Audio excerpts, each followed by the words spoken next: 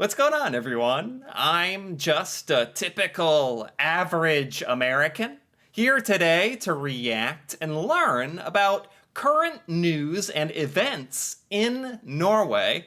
Since here in the United States, we don't really get to learn about news happening in Norway at all, I like to take some time every week to go on my own and read about some of the top news stories happening in Norway that I would otherwise never get to hear about as an American. That means stories both good and bad. Honestly, the last 2 weeks I've looked at Norwegian news online. I've been very, very sad. It's been a bit depressing to hear about all the flooding and water damage that's happening in Norway. So maybe there will be an update on that. That's certainly a topic that Americans don't know is devastating Norway, sadly. But let's see what we have this week. Memorial to a walrus draws visitors. Well, this is a little more positive and sad. I know this walrus. I learned about Freya the walrus. I actually learned about this. There's a memorial to a walrus draws visitors. It's been just over a year since an orphaned walrus swam into the hearts of thousands of Norwegians last summer, and it did end up getting put down by Norwegian authorities. I learned about that. That was really sad, actually, really sad. A new privately financed memorial to the walrus Freya has helped fill her absence. Oh my God, there is a statue. There's actually a Freya the Walrus memorial. That's actually really nice. Like it's honestly sad, but that's super nice. So someone independent actually paid for this. This wasn't the Norwegian government or anything. The large bronze replica rests at the end of a breakwater in Oslo. Yeah, where Freya visited, right? Across the harbor from some of Norway's monuments. The sculpture was unveiled last spring and draws small groups of Freya fans paying tribute, laying down flowers and handwritten messages. Look at this thing. This is actually an amazing statue. And it looks like Freya having a nap, which is very nice. Wow, memorial created by sculptor Astri Tonanian has a message of its own that refers to the sins tied to how humans confront something new or unknown. Man, that's sad. Wow. I mean, it's also, like, kind of sweet at the same time. Okay. Freya the walrus. I actually had learned about this walrus a while back. I didn't know there was a memorial. That's nice, actually. That's actually nice to hear about. What else do we have? Support soars for Ukraine. So, not surprisingly to me, the United States has been supporting Ukraine diplomatically and financially since the start of this whole thing. And I am not at all surprised to see that for Norway as well. Norway, of course, a lot closer geographically to the whole conflict. So really a lot more real for Norwegians, I imagine. Norwegian Prime Minister Jonas Gahr Store suddenly turned up at Ukraine's Independence Day ceremonies at Kyiv. I didn't know it was Ukraine's Independence Day, actually. On Thursday, bearing gifts, Store confirmed that Norway will follow other NATO allies donating F-16 jets to Ukraine, along with mine clearance equipment and gas for energy. There we have it. Is that the Prime Minister of Norway, I assume? Meeting with Zelensky there. Yes, Prime Minister Jonas Store. Okay. Store was warmly greeted by Ukrainian president after an impromptu train ride. Wow. Yeah, I don't know. I didn't know anything about Norway's involvement in Ukraine Russian war. Very honestly nice to hear about as well. Very nice. Norway is donating 1.5 billion krone worth of gas. Wow. That's important too, especially as winter is getting closer and closer. I've heard that gas is going to become increasingly important for Ukraine and the Ukrainian people to actually like be comfortable throughout this coming winter. Very sad situation, isn't it? Okay, nice to hear about Norway's support for Ukraine. Another article about Ukraine and Norway. Norway pondered F-16s for Ukraine. So Norway donated jets, it seems like. Norway, it's ready to financially help train Ukrainian pilots. Oh, Norway is going to train Ukrainian soldiers on how to fly F-16s. Wow. After the United States approved donations of fighter jets it has produced to Ukraine. Oh, that's really cool how Norway is actually providing the training for the jets and soldiers. That's actually really cool. Wow. What else do we have here? And it sounds like Norway might be donating fighter jets. Well, Norway is donating a bunch of gas as well, which is nice. And it sounds like it might have donated the jets. I'm not sure. More rain causes more problems. My God, the Norwegian flooding and rain, man, that's really sad to hear about. I think this is an old article, actually. I'd like to read something, maybe an update on the flooding in Norway to hear about that. Here we go. Norway gives F-16 jets to Ukraine, joining Denmark and Netherlands. Yes, so Norway not only providing training for jets, but donating actual jets, too. We will provide further details about the donation numbers and time frame, says the Prime Minister of Norway. Prime Minister of Norway met with President Zelensky on Thursday. Yeah, okay.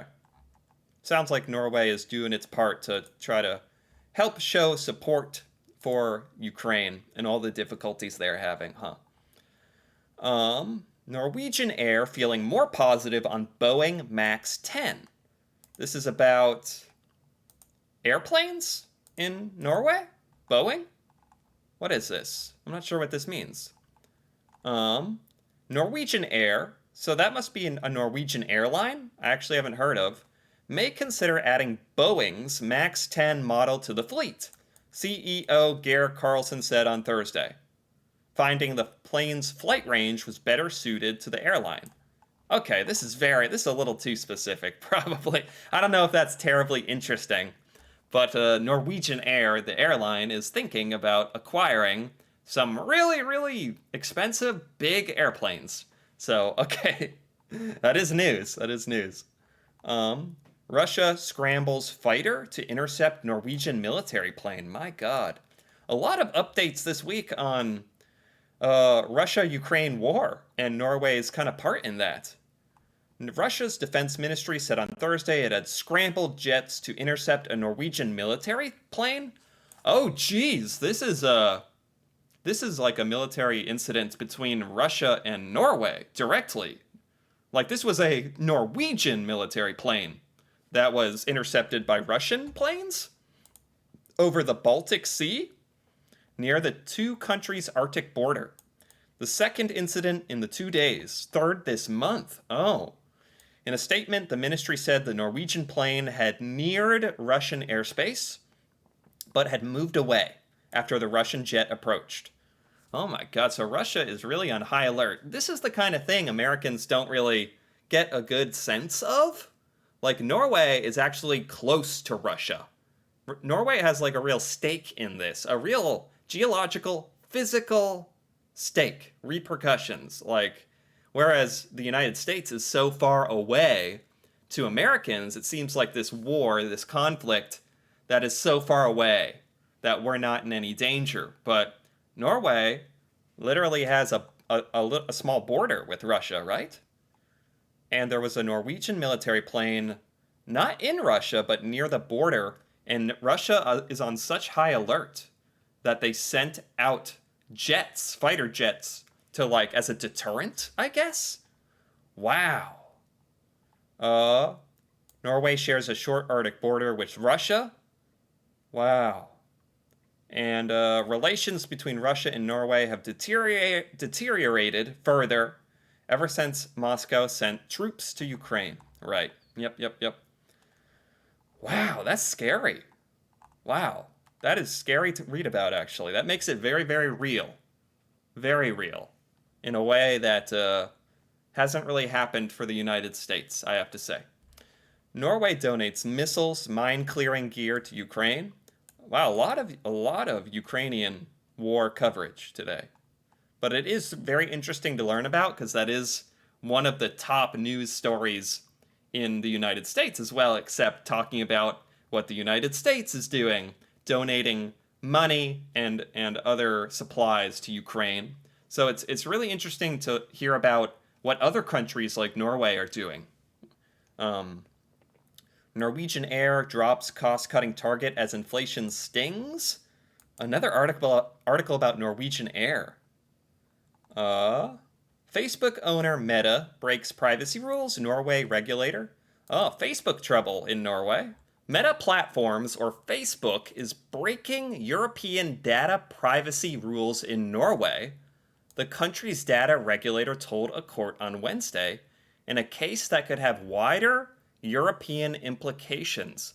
Meta has been fined 1 million crowns, or $94,000, for breaching users' privacy by harvesting user data and using it to target advertising. Okay.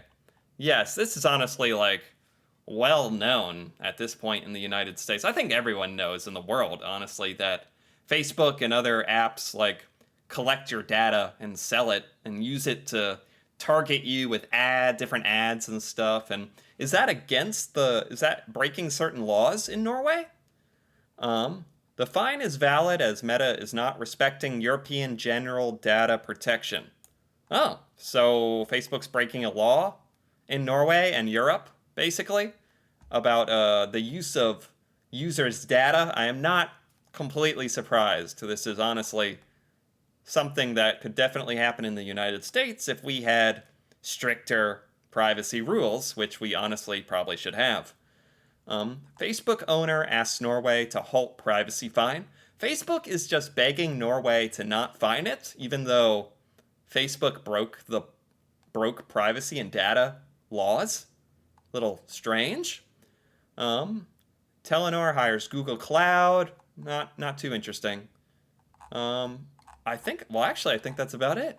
Okay, so this week really was focused on Freya the Walrus, which was nice to hear about, but lots of updates on the war in Ukraine and Norway's involvement and sort of the Norwegian perspective on that I have really never gotten to ever hear about or learn about. So that was actually very fascinating to me as an American, getting a different country's point of view on some of the things Norway is doing.